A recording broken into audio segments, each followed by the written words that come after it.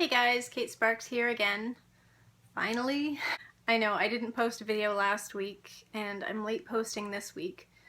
The reason for that is that my kids are on summer vacation. What that means is that I don't have a lot of work time right now. I'm doing most of my writing in the first couple hours of my day, getting up early and trying to get that out of the way. And it also means that I don't have time alone in the house with the Wi-Fi anymore. Which means that it's a little bit harder to find a good time to upload videos without messing with everyone else's Netflix and YouTube and iPads and whatever else they're doing. We'll find workarounds. We'll figure it out. Maybe I'll upload at midnight or something like that.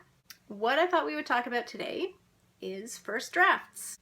While a lot of people ask about outlining, and I've had some questions about editing and publishing, haven't really had a lot of questions about first drafts, but I know both from experience and from talking to other people that first drafts are where a lot of stories die, which is not surprising. I've quit so many stories myself. I think this is a good topic to cover. I think it's probably useful for a lot of people. I hope it's useful. Otherwise, I don't really know why I'm doing this. The other reason I thought we would talk about it is because my first draft it's not going spectacularly well at the moment. I'm kind of at the point where it's tempting to quit. I'm at the point where I have a whole lot of bright, shiny new ideas fluttering around in my head, and it's very tempting to look at a project that's being difficult right now and assume that those other ones would be a whole lot easier. I know from experience that that's not true. Experience is a wonderful thing. I just want to say that really quickly. The more books you get under your belt, the easier it becomes to have a little bit of perspective on the hard times. So that's what we're going to talk about today. We're going to talk about first drafts, we're going to talk about the problems with first drafts, and how I personally deal with those problems. Obviously this doesn't apply to everybody, but again, I hope it'll be helpful for somebody. So what are those problems? Typically for me, I say typically, it's not like I have 50 books out, but the things that keep popping up for me are, and this is even with an outline. We've talked about outlining before. We've talked about how I like having a solid outline. I like knowing where I'm going, but an outline will only take you so far. Just like a map is useful if you're going on a road trip, but a map is not necessarily going to warn you of all of the dangers and troubles that you're going to run into along the way. A map's not going to warn you that you're going to get a flat tire.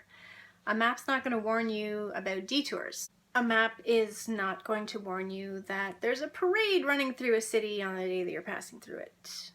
So in the same way, an outline is a wonderful thing to have. It gives you an idea of where you're going, and it can help you make decisions on the fly if issues do pop up. Because you have sort of an aerial perspective on everything, you can sort of see maybe where it would be best for things to change instead of just driving blindly off down a side street that'll lead you God knows where.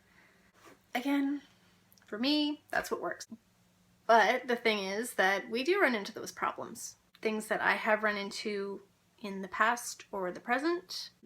Right now I'm dealing with issues of the fact that I'm writing in third person this time instead of first person, which is, it's not what I'm used to doing. It's not what I'm comfortable with.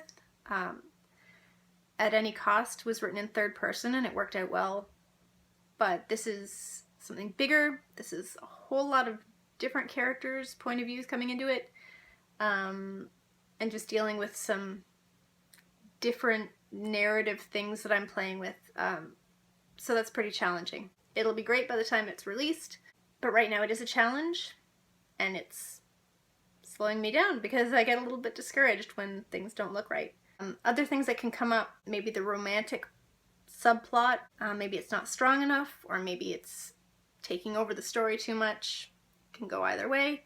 Or maybe the romance just isn't clicking. I mean, you can have your characters. We'll pretend these are my characters. And maybe it seems like the romance just isn't working. You can force it, and sort of going their own ways and doing their thing, and it's awkward and it's difficult, and you can force it. You can force them to do whatever you want them to do, but that's probably not going to work out all that well for the finished story. And while that's all fixable, you can make course corrections during the first draft and then, you know, go back and change things earlier in the story on later drafts, it can be a bit discouraging and awkward, and that's a hard problem to figure out sometimes. Sometimes ideas and events aren't flowing as logically as they seem to in the outline. You know, I've got all my scenes outlined back there on my wall, and on the index cards, it seems like everything is perfectly logical. One scene leads to another. But once I get onto the page and the characters start doing things that are logical for them as I've created them, or just as the story unfolds, little inconsistencies are popping up, and larger inconsistencies are popping up. And things like knowing that I need to get from A to B, but not being quite sure what A.5 is. You know what I mean. Just not really knowing how to get from one to the other. And not wanting to force ideas or events to happen in ways that aren't logical. Basically, the first draft shows you all of the problems you didn't know were there, no matter how well you planned everything out before. So if you're expecting a first draft to look a lot like a finished book, that can be really discouraging. And for me in the past, and I think for a lot of people, that's why books don't get finished. We start with an idea that we think is completely brilliant, and we expect it to sort of write itself without any issues. Or we start writing and it's really fun at first, and then it stops being fun. It starts being work. It starts being really hard work. And we start to doubt whether we can do this. We doubt ourselves as writers. We think maybe we're not ready. We think maybe this is too big for us. Maybe we weren't meant to do this. Maybe this isn't the right story. Fill in the blanks there for yourself. We all have reasons for quitting. Before I wrote Bound, I quit so many stories. And it was always when it got hard. When I lost faith in the story, when I lost faith in myself. So how do I deal with that right now? Now, especially having the perspective of several books behind me, knowing that the hard part almost always comes, knowing that challenges are inevitable, like really inevitable. I mean, you know, my outline back there is, you know, crazy. It's pretty detailed. And I'm still running into issues. It's going to happen. There are going to be things that the map didn't warn you about. So for me, and I think for a lot of people, the answer is just to finish the first frigging draft. When I get to a point like the one where I'm at right now, where things are not looking as good as I hoped they would after all of my planning, where I'm looking ahead at the next draft and I've already got pages of notes on things that I need to change and fix and reconsider, I find there are two ways that I can approach that. And the approach that I take to it, the attitude that I have right now at this moment, will make the difference between whether I finish the project or whether I quit. And the difference there is whether I see the problems that are popping up as a threat or an opportunity. That might seem like a small thing. I mean, the problems are problems either way. I'm dealing with exactly the same issues no matter what. But it does make a huge difference for me.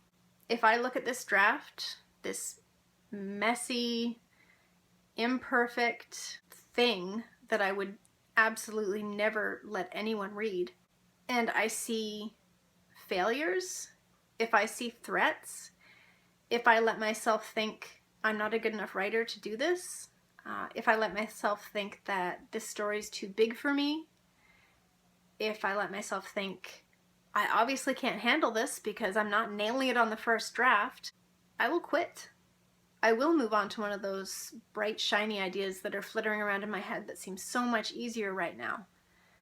You know, that's sort of looking at the first draft as a slightly imperfect version of the final book. And if that's what I'm expecting, it's gonna kill me, basically.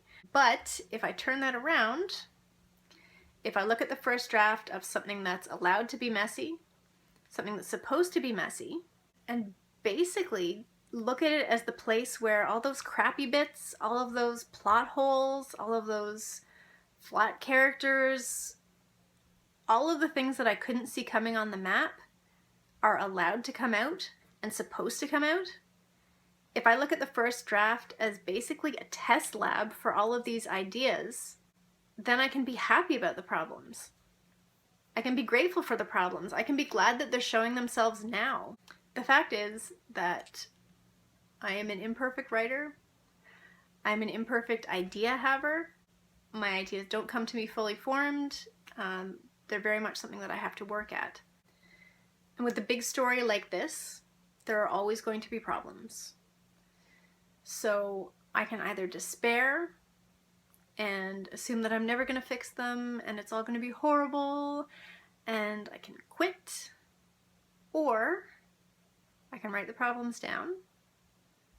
I can give myself time to deal with them, and I can try to enjoy the detour. So I guess the takeaway from this video, for anyone who might be struggling with your own first drafts right now, it's July right now, it's Camp NaNoWriMo time, yay!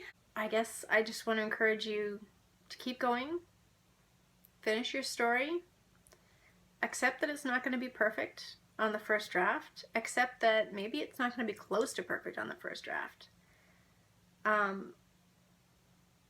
But if you think it's a story that's worth writing, and if this is something that you want to do, it's worth finishing. You're going to get through this, you're going to fix it later, just like I'm going to fix mine later, okay? I'm going to survive this draft. I will push through, even though right now it feels like I'm pulling every word out of a tub of molasses. It's just, we're both going to get there, and it's going to be totally worth it in the end. Thank you guys for watching. Thank you for subscribing. Thank you for liking videos. I generally forget to ask people to do that, but it seems like something that is worth something in YouTube land. I have no idea how any of this works. Yeah, thanks for watching. If you have questions, feel free to leave them in the comment section. If you have comments, also feel free to leave those in the comment section. I will talk to you maybe not next week. I don't know exactly when. As soon as I can. Thank you for watching. Have a great week. Or weeks, as the case may be. Bye.